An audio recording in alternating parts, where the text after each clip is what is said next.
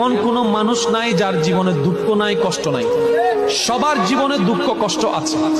গড়ির কাটাই ঠিক এই মিনিটে পৃথিবীর কোনো না কোনো জায়গায় কেউ এখন হয়তো আগুনের মধ্যে পড়ছে, কেউ হয়তো ক্যান্সারের সাথে যুদ্ধ করছে, কারো কাছে হয়তো এই মুহূর্তে ডাক্তার এসে বলছে তুমি আর মাত্র বাঁচবে 3 দিন। হয়তো কেউ এখন মৃত্যুর সাথে পাঞ্জা লড়ছে, কেউ বা হয়তো দুনিয়াতে মাত্র সন্তান জন্ম হয়েছে, মাটা মাত্র মারা গিয়েছে। আপনি একটু ঠান্ডা মাথায় দেখেন, আপনার চতুর্পাশে জানা অজানা প্রত্যেকটা মানুষ যার মুখে হাসি আসে, সেও কোনো না কোনো দুঃখে, কোনো না কোনো কষ্টে আছে।